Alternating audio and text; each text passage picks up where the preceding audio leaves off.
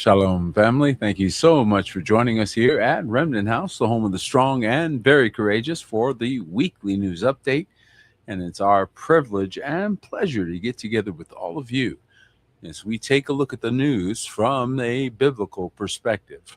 As we like to say, from the 10,000-foot view, right? So that's something we like to say around here. And of course, it allows us to be informed, as we like to say, without being overwhelmed. Thank you again for joining us from all over, wherever you are. We're certainly grateful you're here.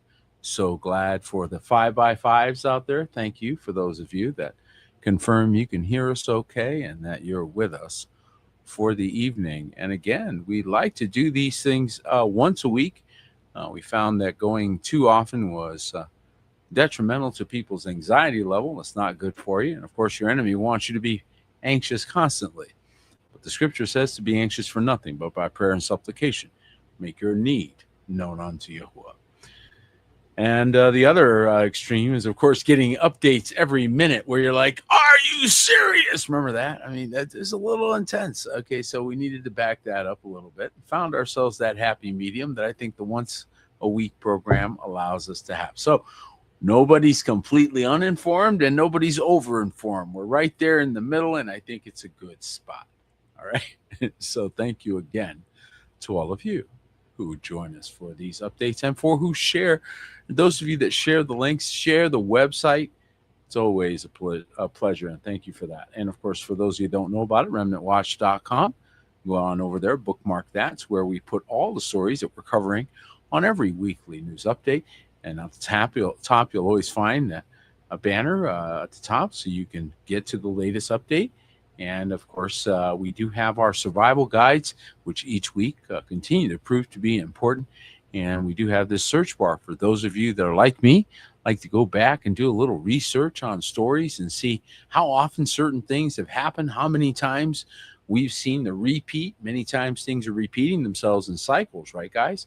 And as we notice that, well, it doesn't mean that there aren't real. It doesn't mean that there aren't real perils or real situations, but it does calm us down a bit because what we realize is that we're on a bit of a cycle. And that gets us a little backed up a little from the anxiety train that many people get on. And we start to go, okay, what's the cycle about? What's going on? What are we seeing here? And Earth goes through cycles. Politics go through cycles. Economies go through cycles. Society goes through cycles. So there's a lot of cycles on Earth that if you pay attention to them, humanity goes through cycles. People go through various biocycles in their lives and so forth. So again, if you pay attention to these things, you can kind of get in front of problems that come as a result. And your anxiety level drops because you're no longer dealing with the unknown.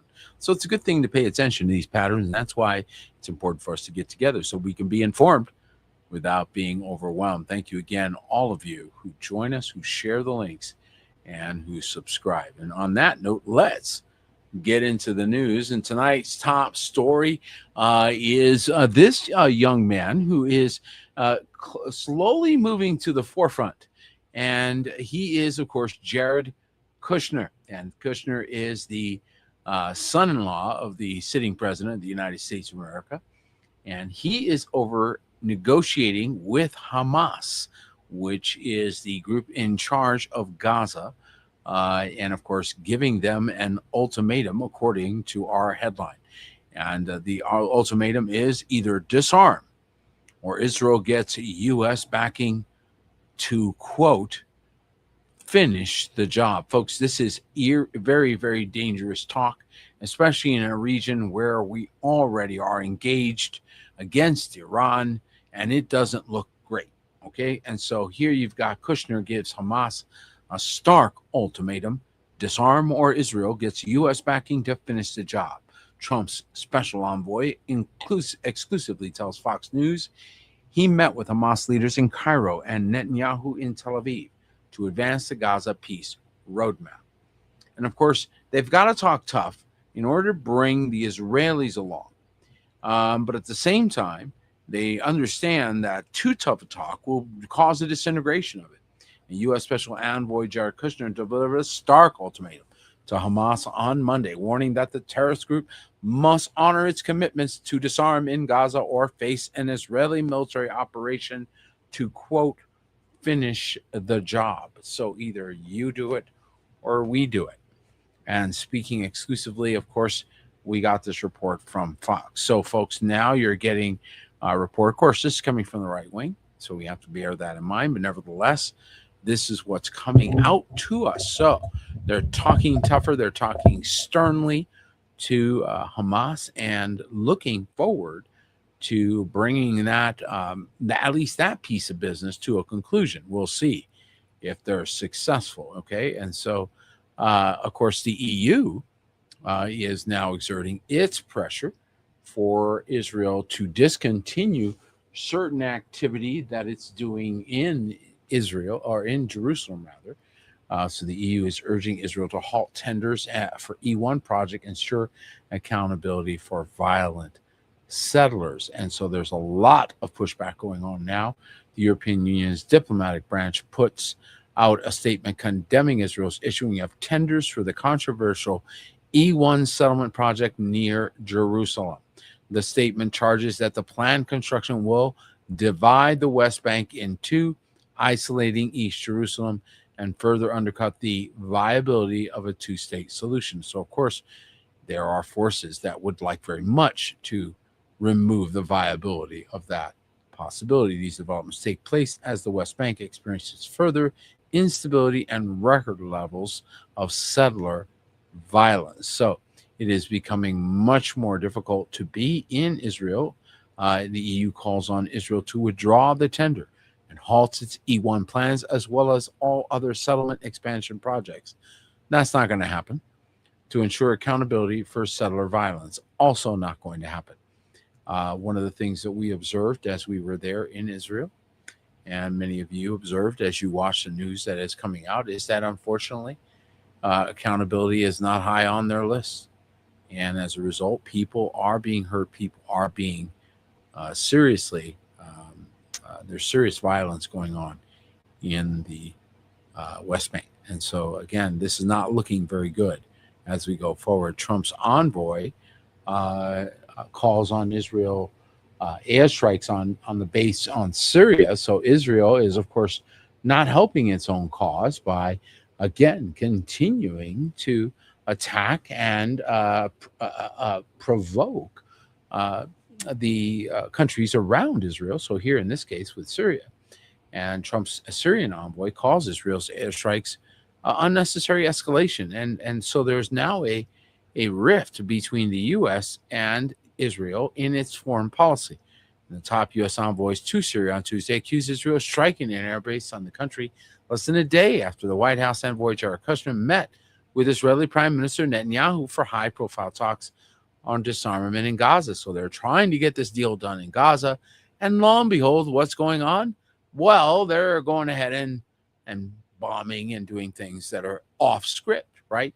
And so, again, Israel runs on its own program, and it doesn't care what politics or political efforts are being made. It just runs its own program. And so that's what we're seeing right here, is that we're going to see a continuation of the same kind of behavior that causes these problems to begin with. And it's a bit out of hand. And we continue to see it. We continue to see a lack of coordination and diplomatic effort.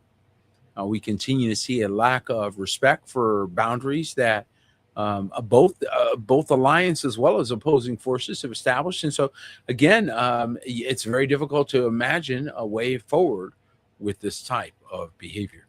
And Iran is now being invited to join a pact.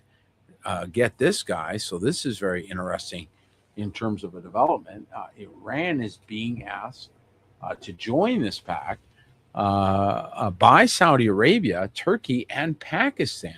So this is a very interesting thing. So the what might be enemies on one respect might be friends in another. Iran has been invited to join the Mecca Agreement for Mutual Defense, a new security alliance formed by Saudi Arabia, Turkey, and Pakistan. And the Al Mayadeen reported, citing a senior Iranian official in the report.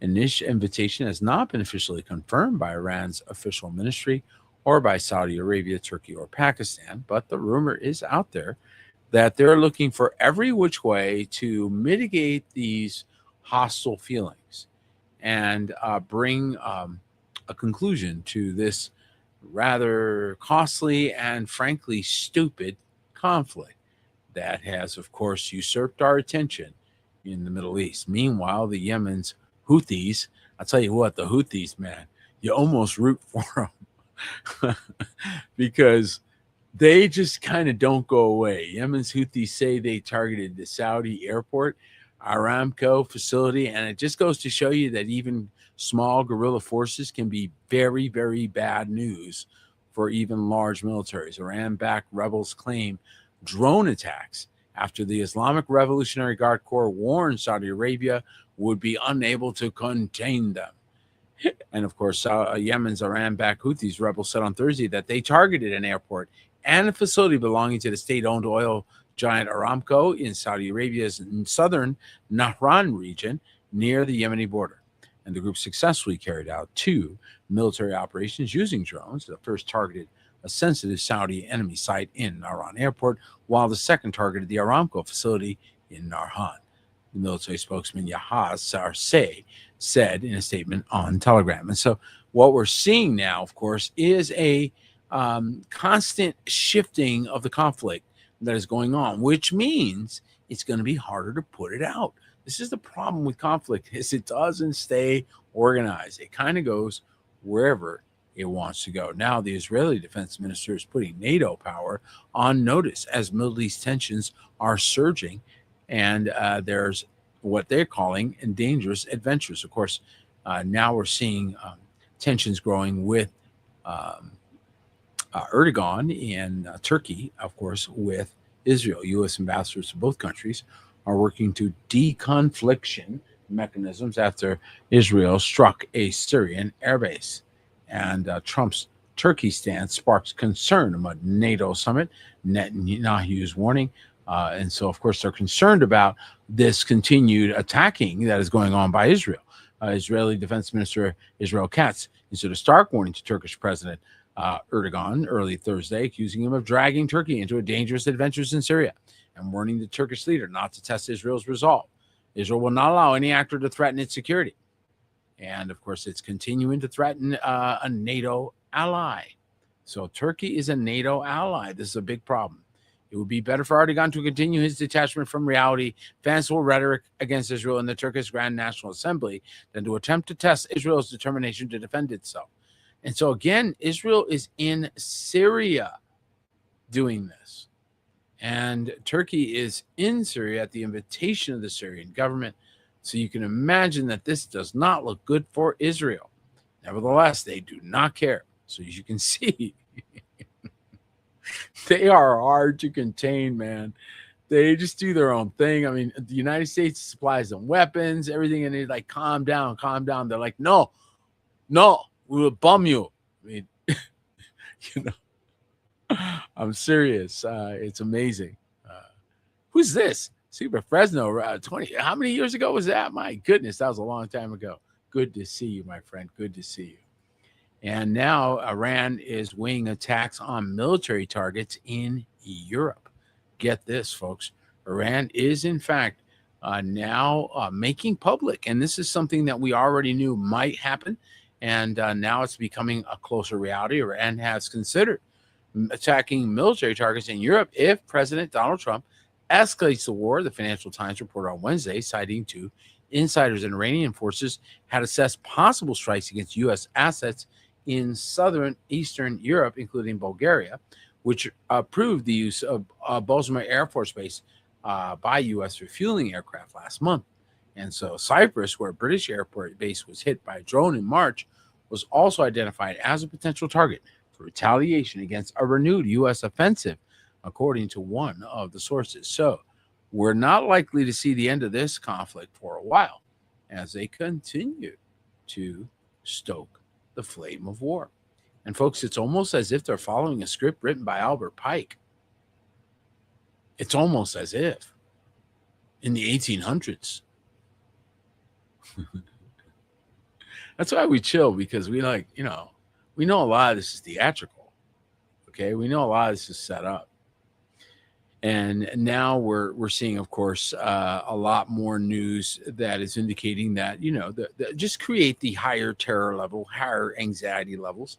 This makes all this region a lot easier to control, a lot easier to put people into a state of concern and fear, which of course makes them easier to manipulate. The Ministry of Defense in the United Arab Emirates announced on August 18th that its air defense systems detected 2 ballistic missiles launched from Iran headed toward the country. The ministry confirmed that both missiles fell into the sea. And so there's a lot of continued heightened level of anxiety. This isn't good, folks, because it creates sort of tricky, itchy trigger fingers, as they say, right? Suddenly people start shooting things they shouldn't maybe be shooting, all right? And that is a problem. But now we did see, and we reported on this already, and now it's coming back further into the news. We're seeing this deepening in the news cycle as UK Energy Alert issued after Iranian cyber attack on power plant. We already talked about this, and it did not go away. Hackers linked to the IRGC are suspected to have carried out the attack, and now power companies in the UK have been put on alert because they do not have ImageLockDX.com, ImageLockDX on their systems. They do not, because they do not, they are hackable. If they had ImageLockDX.com, ImageLockDX on their systems, they would be unhackable. But I digress. The attack took place in July and is suspected to have been carried out by the group calling itself the Cyber Avengers, which is affiliated with the IRGC's electronic warfare arm and specializes in breaching infrastructure. So this is bad news for infrastructure worldwide. This is why war is a dumb idea, because who suffers? Civilians, people that had nothing to do with declaring the war nor want the war on either side. Civilians on both sides are going, will you please already? Iranian civilians, as well as all the others, are going, really, guys? The Department of Energy Security and Net Zero has insisted the attack was on a small plant and that no point was a risk to the wider energy systems. Yeah, so far, maybe that was just a shot across the bow. Maybe they're just saying, hey, guys, you better back up or we're going to go for bigger, deeper things. Maybe that was just their small attempt, and they were letting you know. We don't know. So they downplay it. They always do. No big deal. Nothing to see here, folks. Everything's fine. We got it under control. And how to get through to begin with if you had it under control. Obviously, you didn't have it under control because you had to bring in a bunch of people and work all night. Not under control. And now they're planning, according to this report, World Israel's News is reporting that Iran's supreme leader is planning major escalations in a war with the U.S. And again, we mentioned this. I'm just reminding everybody. So these escalations are going to continue. And why are they going to continue? Well, because this is part of a script. And this is why we like to be informed without being overwhelmed. Because if you get overwhelmed, you start getting like, deer in the headlights. But if you're informed about what's really happening and you're not then you just move more calmly. It doesn't mean you don't move. It doesn't mean that you stay in a place of peril, because peril is real, right, guys? Peril, cliff, real. Water, real. Sharks, real. Fear, a choice. And if you make the choice to be fearful, that's when destruction is going to come for you. So fear is a choice. Don't choose fear. And now, of course, Iran is moving into what they're calling a full offensive policy. They're shifting because I think they feel that they have the West on its heels, begging for agreements, begging for arrangements. And you guys can read this on remnantwatch.com. And I think they're right. I think that to a large degree, the West has really kind of had enough of war. The populations are not supporting it. They really can't justify a lot more than they've already done. And they've already wasted a ton of money. We're going to cover that here in a moment. But before we do, did you know that NATO jets did destroy a drone loaded with explosive meters from the Black Sea gas project? And they called it an irresponsible Russia that, of course, were slammed for this. And this was a very dangerous moment.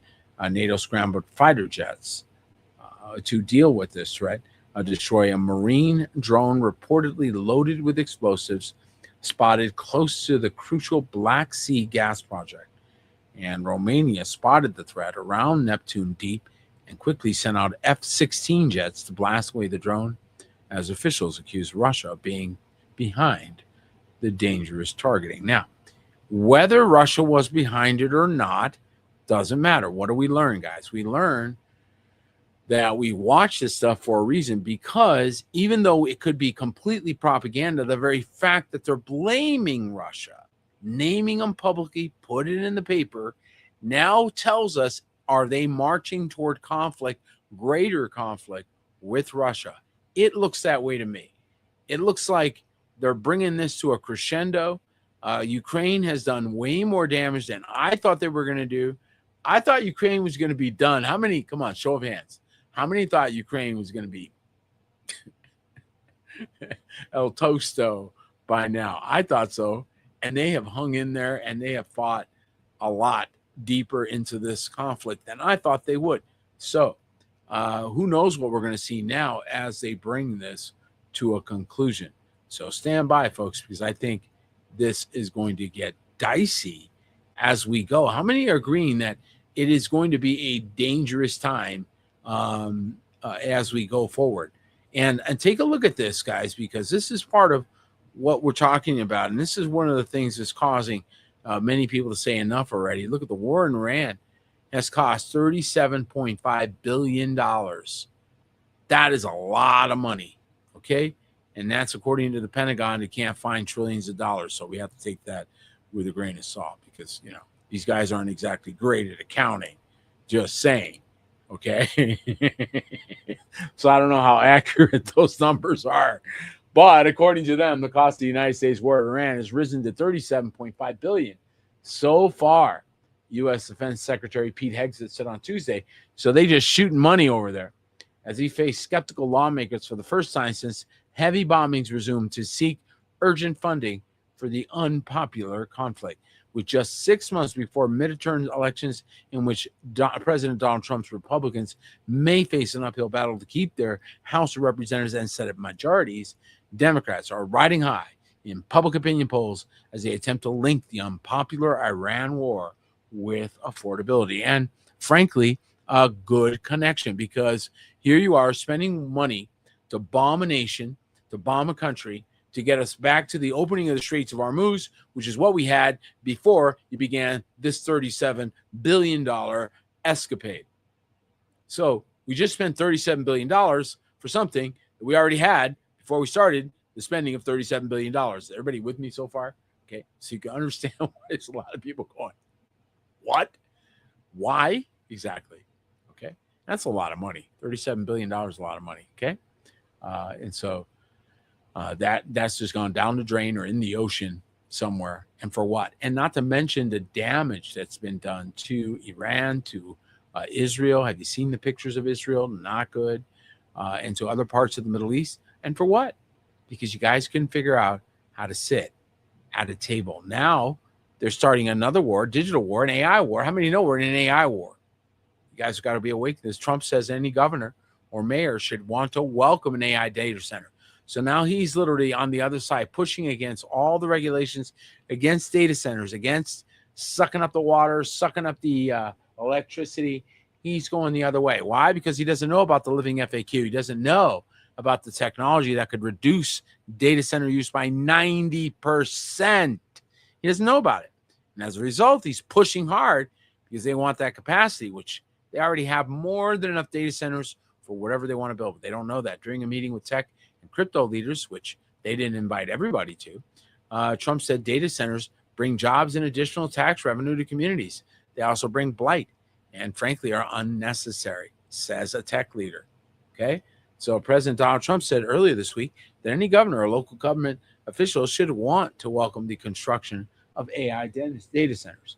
The construction jobs are enormous. We're building the biggest plants anywhere in the world. And again, you can get behind it because of the job thing, right? So you can see where it got a lot of momentum because jobs, right? Guys, some people are just jobs crazy. whatever kind of jobs, doesn't matter what it is. And here in this case, of course, I think what they're building is detrimental. And if you don't take it, you're going to be left behind because there are plenty of places that want it. He added a meeting with technology and cryptocurrency industry leaders in the Roosevelt Room. And once again, because they are not adopting Crypto DX, a technology that we patented that would reduce the time that it takes for a Bitcoin transaction from 30 minutes to 30 seconds. That's already been patented, and we're sitting on it. Who wants to talk to us about that, right? And so again, these are the kinds of things that are already there. It's already in existence, innovations that are already there that they don't know about. As a result, they're just pushing ahead with brute force. You be smart now. Go ahead and look out 3 to 5 years. It won't take that long before they start figuring out, oops, they might have overbuilt. Meanwhile, what we got going on in a personal level going on in the United States, and I tried to tell you guys this because people are not making the shift over to the digital world fast enough. And because of that, as a result, they're really suffering. Personal bankruptcy filings are surging as Americans struggle with debt. Again, they got to pay the debt, but they don't know how to make the money in the digital world that where the money came from. So the money came from the digital world, but you're trying to pay it back with the sweat world. That's not a good plan. Just saying. Okay. So that's where this is starting to fall apart. Here's what many people are trying to avoid that, of course. And you're going to read this. If you want to take a look at this article, you'll find out a lot of information is now being made available out there to help people to try to overcome it. But you can remanage the debt. But how many know that you're going to have to create new income sources, and you're going to have to learn how the digital world works so that you can take advantage of it. You can redeem the time for the days are evil. And here's the nice thing about that. You can multiply your effort a lot faster digitally than you can physically. You're only one person. You can only be in one place at one time. Digitally, you can be a lot of places at one time. Now, there's a lot of cracks showing in the economy right now. As they're saying, 3 cracks in consumer spending reveal why Walmart had its worst day since 2022, despite an earnings beat. And so they're really, really struggling right now because people are nervous about spending money. Despite beating earnings, the Walmart stock dropped 9%, its worst session since 2022, as comparable sales growth slowed to just 2.6%. Now, Walmart is considered a barometer of the basic minimums and the requirements of life. So when it drops, it means people are suffering even at the basic level. And so Walmart's third quarter guidance missed Walmart's street 1.4 as $4 per gallon fuel prices push shoppers to make visible spending trade-offs in June. And we all knew that was going to happen. Whenever you have an increase in gas price, especially during the summer, of a considerable amount, in this case it was considerable, you can expect that was not only going to affect consumer spending, but the price of goods across the board. After all, transportation factors in to pricing. So as soon as you affected oil prices, you affected transportation, and it rippled through the economy. Again, all the more reasons why you have to have alternative income sources in order to endure these days. And people that were stuck in the analog world and are retired with analog thinking, unfortunately, are really behind the 8 ball. And getting back to the international scene, there is a potential that nuclear material could be put to bad use if found in Syria. Officials visit previously undisclosed site after Damascus voluntarily revealed its existence in a letter last month. So this now complicates the Middle East a little bit further, as several tons of nuclear material has been discovered at a previously undisclosed site in Syria.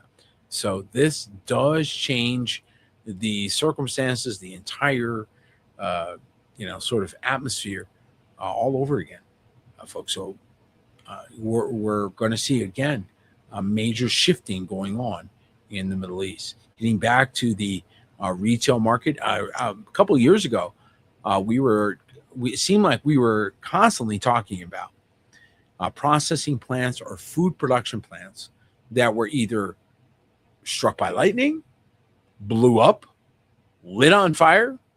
2 of them, I think, hit by airplanes. It was the most incredible thing that we'd seen in a while. And then it kind of died down. We stopped seeing sort of the attack on processing plants. Well, that's starting to be back up again. Major retail meat company closes.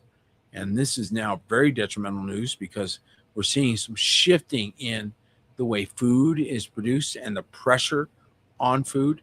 I'm starting to wonder if they're being paid not to produce. Historic drop in the size of the U.S. cattle herd to the nearly 75-year low of 86.2 million head as of January 2026, according to the U.S. Department of Agriculture, is putting pressure on the beef industry, resulting in plant closures. There's just not as many cows. Beef producing, processing companies such as Tyson Foods have closed plants over the last year as a result of the decline of cattle in the industry.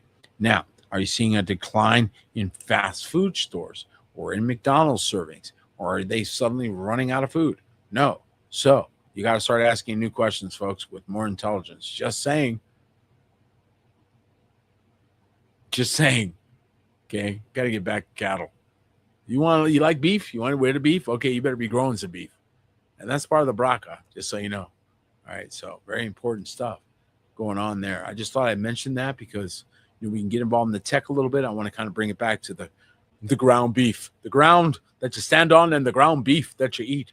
All right, there's some things going on there, and you got to start asking other questions. Well, if the beef industry is reducing, yet we seem to be opening more fast food, more stores, more. Where's that coming from? Great question. Here's a different direction. Meta is filed a patent. And what a patent is, of course, it protects a certain technology. So they've now filed a patent for AI facial recognition glasses that identify people around you and record automatically. Look at the patents that they're creating. Their patents are, well, meant for a certain direction. A newly published patent from Meta suggests smart glasses could recognize faces, detect laughter, and more. Imagine hosting a dinner party without stopping to pull out your phone. Later, your glasses present you with a collection of photos and video clips showing your partner across the table and your friends laughing together. That's the idea behind a system Meta has patented for its Meta glasses. And it always sounds so innocent and so awesome, doesn't it, guys? Always does. And then you realize, oh, yes, it has this feature and that feature, and scans the room for criminals. I mean, I don't know, whatever. And it starts. Then they let you know what it really does. But in my opinion, it took the Ring camera, and it just brought it inside and put it inside of parties. It took the cameras that would otherwise never get into those closed places, and now put them right there. So now, if you can access it by Wi-Fi, so can others. So that's, I think, the real reason for it. But what do I know? Hey, I might be too conspiratorial. Maybe I've been doing this too long, guys. What do you think? You guys let me know. Maybe I've been spending too much time behind the glass. Ding, ding, ding, ding. Okay. So, I don't know. As I told you guys last week, that story we shared about Indiana, and things did not get better. Many residents in Northwest Indiana are still without power. Can you believe this, guys? Still without power after last week's storms. It was that bad, guys. Tens of thousands of residents are now without power. Oops, sorry about that. And cannot. There's no kind of end in sight because some of this was really badly damaged. And so, hold on a second. So again, tens of thousands of people. Oh, that's why it's a video report. I thought it was a print report. I'm looking for the print portion. And it's a video report. Well, there you have it. Take a look at it on remnantwatch.com and enjoy that report. Unfortunately, it's bad news for the people in Indiana. So not a place to be right now with the water that came up there. And in other news, we're going to turn our attention to something we talked about a little bit. Well, we talk about this a lot with regard to AI. And as much as we understand the tech and digital world, and it has its value, it's good for certain things. But, and I say this with great, great concern, it is not a substitute for your intelligence. Okay? So artificial intelligence can make dumb people. Pay attention, because that's exactly what's happening. Teachers are warning that students are losing the ability to think as they lean on AI for everything. This is horribly bad news. I told you, folks, If you don't have the Torah of Yahuwah in your head, if he doesn't have his Torah written in your heart and mind, so that he can give you a renewed mind, okay? So you be not conformed to this world, but transformed by the renewal of your mind. Again, what will happen? You will be enslaved by the mind, the battlefield of the mind. If writing is thinking, then any part of the struggle that is outsourced to technology amounts to relinquishing some freedom to perceive. And that's exactly what we were discussing about math and the students going into college years behind.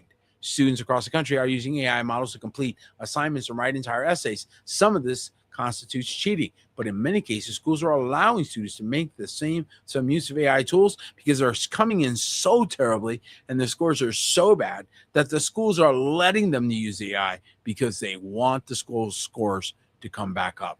This is horrible, but it's real. You want to know why? They're masking their own failure with AI.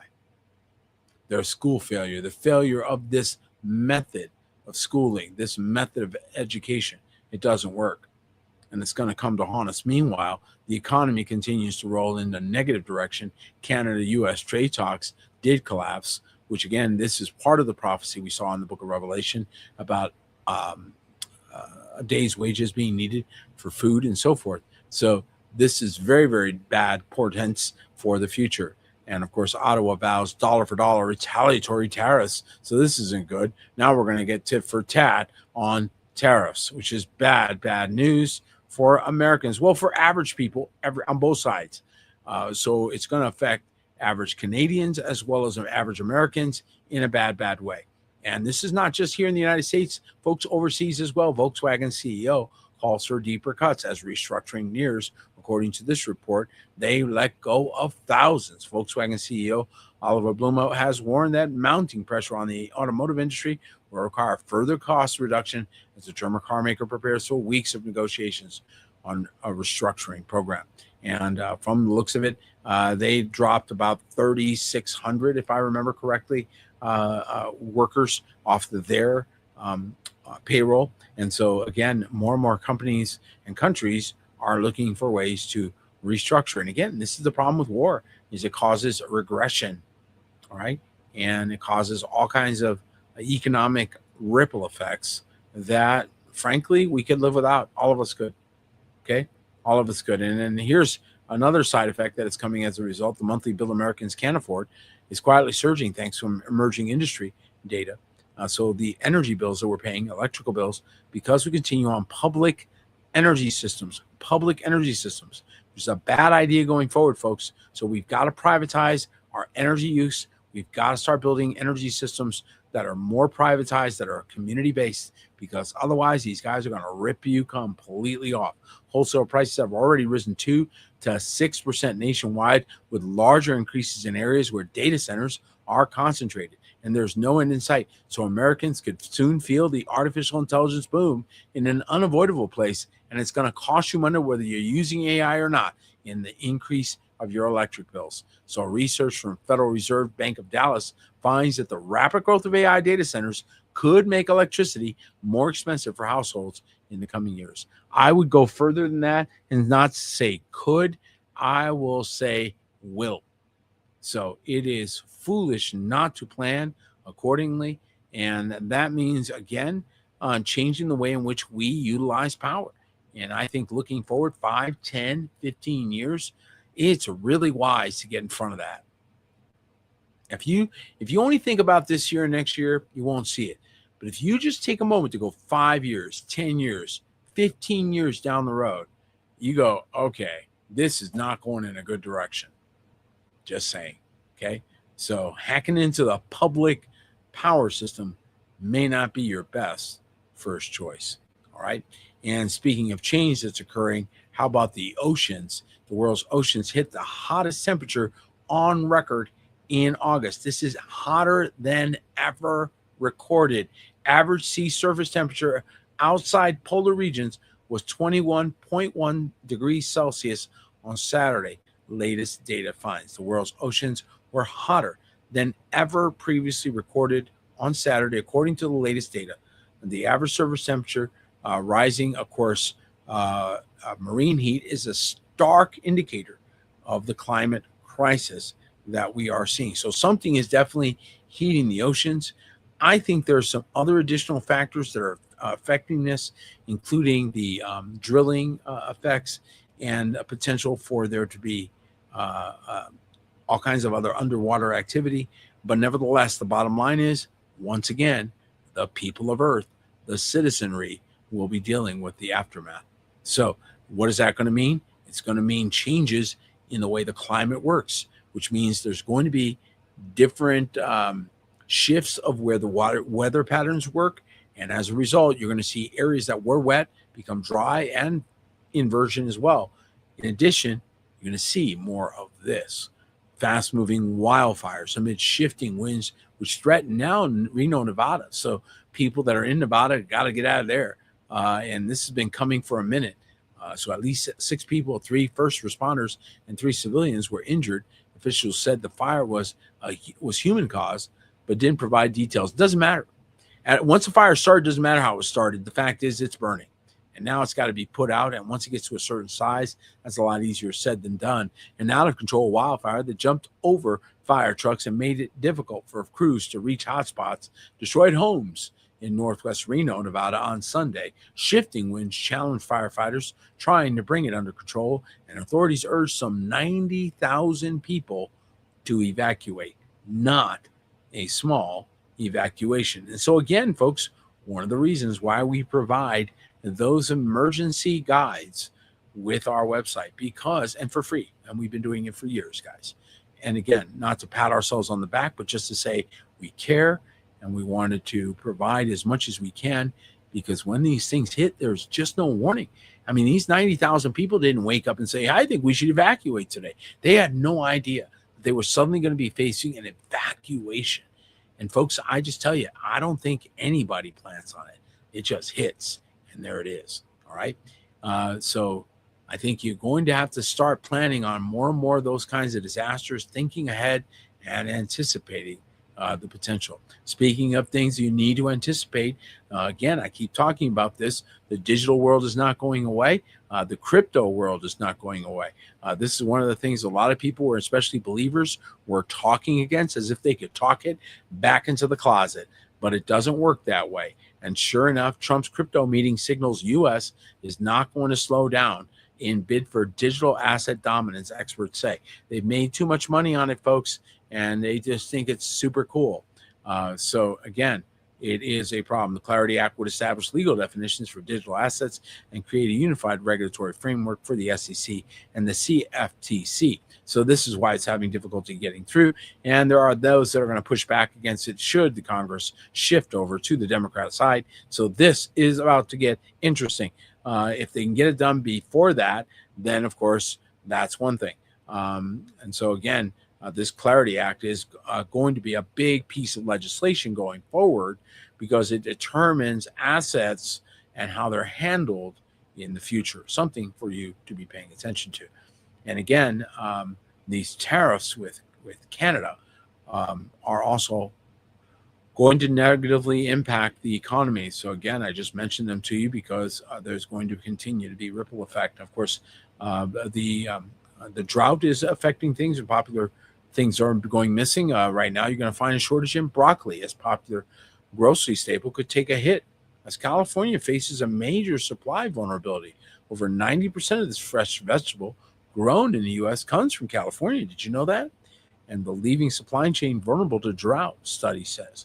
Well, frankly, California is suffering from drought conditions. And so the broccoli crop could be hit, right? So they're worried about these things. And frankly, folks, again, putting pressure on communities to think of new ways to supply food. And I told you this for some time, and I believe we've got to get smarter about this.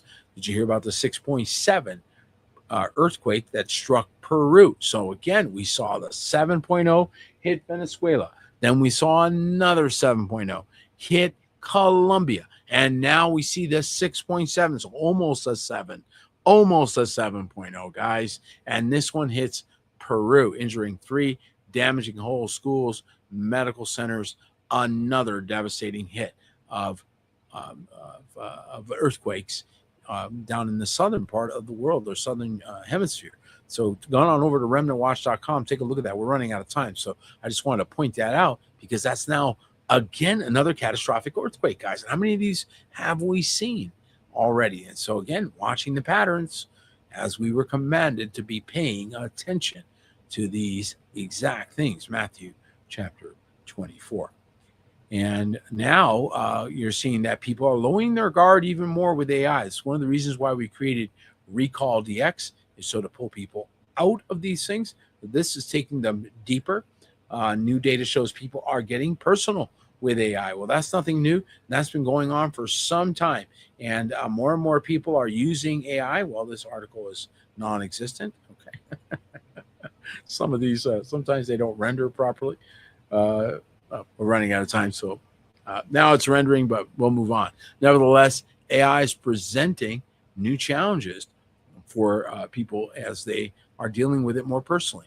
And why is that a problem? Well, because it's built on the corpus of humanity, which the corpus of humanity aren't honest. The vast majority of humanity are, well, character challenged. Let's just say that. By the way, did you know that blueberries were added to the list of things that were recalled? Yes, I know. Blueberries, some happy fruit. Why are they messing with happy fruit? I don't know, but they are.